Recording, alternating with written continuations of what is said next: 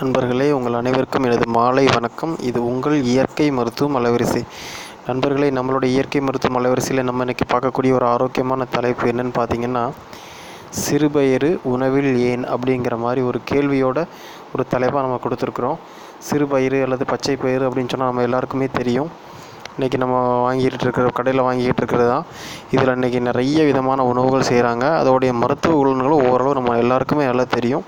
இது இன்றைக்கி நேற்று இல்லை, நமது தாத்தா பாட்டி காலத்தில் இருந்து உண்ணப்பட்டு உணவில் சேர்த்து கொள்ளப்பட்டு வந்த ஒரு உணவு தான். இன்றைக்கும் சில வீடுகளில் பயன்படுத்திட்டு வராங்க. ரொம்ப சந்தோஷமான விஷயம். ஆனால் அந்த அளவுக்கு அதை வழக்கமையாக அவங்க பயன்படுத்திட்டு வர்றது இல்லை. இதில் முக்கியமாக சிறுபயிறு பாயாசம் அப்படிங்கிறத செய்கிறாங்க. இந்த சிறுபயிறு அப்படிங்கிறது பார்த்திங்கன்னா லெக்யூம் அப்படின்னு சொல்லக்கூடிய ஒரு தாவர வகையை சார்ந்த ஒரு உணவுங்க இது. இந்த பயிறுனாலே பார்த்திங்கன்னா அதில் அதிகமான புரதச்சத்து எப்போவுமே இருக்கும். முக்கியமாக பார்த்திங்கன்னு சொன்னால் அதுலேயும் இந்த சிறுபயிறு பார்த்திங்கன்னா ஏழைகளின் இறைச்சி அப்படின்னு சொல்லி அழைக்கப்படுது. ஏன்னு சொன்னால் இதில் அதிகமான நார்ச்சத்து இருக்குது.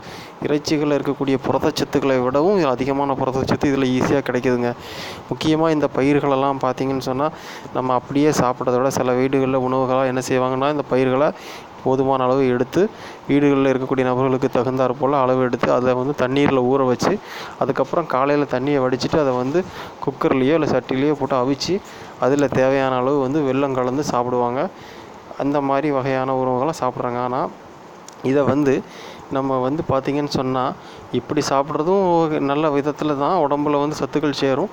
ஆனால் இதை விடவும் பார்த்திங்கன்னா 8 மணி நேரம் தண்ணியில் நல்லா அலசிட்டு 8 மணி நேரம் ஊற வச்சுட்டு அதுக்கப்புறம் தண்ணியை வடிச்சிட்டு ஒரு பருத்தி துணியில் கட்டி காலையில் வச்சிட்டிங்கன்னு சொன்னால் அதில் விதை முளை விட்டுரும்.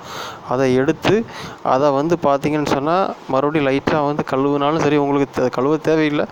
கழுவணும்னு நினைக்கிறவங்க லைட்டாக கழுவிட்டு அந்த முளை விட்டது போயிடாமல் லைட்டாக கழுவிட்டு அதோடு பார்த்திங்கன்னு சொன்னால் அதை ஒன்று காய வச்சு அதை பொடி பண்ணியும் இனிப்பு போட்டு சாப்பிடலாம். அப்படி இல்லைன்னு சொன்னால் அதில் டேரெக்டாகவே வெல்லம் கலந்து சாப்பிடலாம். இதனால் பார்த்திங்கன்னா நம்மளுக்கு அளவுக்கு அதிகமான நார்ச்சத்துக்களும் புரதச்சத்துக்களும் அதில் கிடைக்கிது. முக்கியமாக இதில் இரும்புச்சத்து அதிகமாக இருக்குது.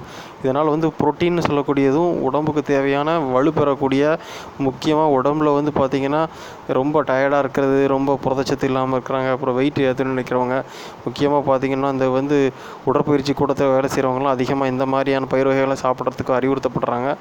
அதே மாதிரி பார்த்திங்கன்னா இந்த மாதிரி பயிர் வகைகள் நார்மலாக நீங்கள் பயிர்களை சாதாரணமாக சாப்பிடும்போது அதில் ஏற்படக்கூடிய வாயு தொல்லைகள் கூட நீங்கள் முளைவிட வச்சு சாப்பிட்றதுனாலும் எளிதான முறையில் உள்ள அஜீரண கோளாறுகள் இல்லாமல் செரிமானத்துக்கு உள்ளாக்கப்படுது அப்படின்னு சொல்லி அழகான முறையில் சொல்லப்படுது. அந்த அளவுக்கு முளைவிடப்பட்ட தானியங்கள் அளவுக்கு அதிகமான நார்ச்சத்துகளும் புரோட்டீன்களும் புரதச்சத்தும் இருந்தும் மேலும் உடலுக்கு நலன் பாய்க்கக்கூடிய விஷயங்கள் அத்தனையும் இருக்குது. எந்த விதத்திலும் மனிதர்களுக்கு தீங்கு தரக்கூடிய பிரச்சனைகள் உள்ள இல்லை. அந்த விதத்தில் பயிர்கள் பல விதங்களாக இன்றைக்கி அதை வறுத்து பொடி பண்ணி அதை பார்த்திங்கன்னு சொன்னால் இனிப்பு உருண்டைகள் சேர்த்து குழந்தைகளுக்கு கொடுக்குறதாகவும் பயன்படுத்துகிறாங்க. இந்த மாதிரி பல விதங்களில் உணவுகளில் சேர்த்துக்கிட்டு வர்றாங்க. இன்னும் கஞ்சாகவும் அதுக்கப்புறம் பார்த்திங்கன்னு சொன்னால் பாயாசமாகவும் ஏதோ ஒரு விதத்தில் உணவுகளில் அன்றாடம் இன்றைக்கி அந்த சிறுபயிறுங்கிற விஷயத்தை சேர்த்துட்டு வராங்க. அந்த அளவுக்கு பார்த்திங்கன்னா அதில் மருத்துவ குணங்கள் இருந்துக்கிட்டு இருக்குங்க.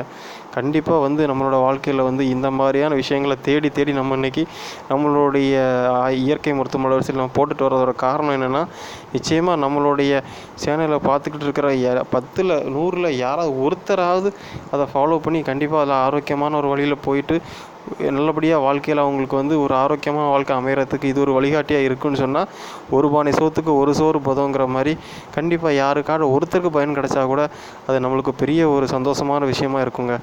அந்த விதத்தில் இன்றைய நம்மளுடைய தலைப்பு உங்களுக்கு எல்லாருக்கும் ஒரு பயனுள்ளதாக அமைஞ்சிருக்கும்னு நினைக்கிறோம். கண்டிப்பாக இன்னொரு நல்ல ஆரோக்கியமான தலைப்பில் உங்களை சந்திப்பது உங்கள் இயற்கை மருத்துவம் அலைவரிசை. நன்றி, வணக்கம்.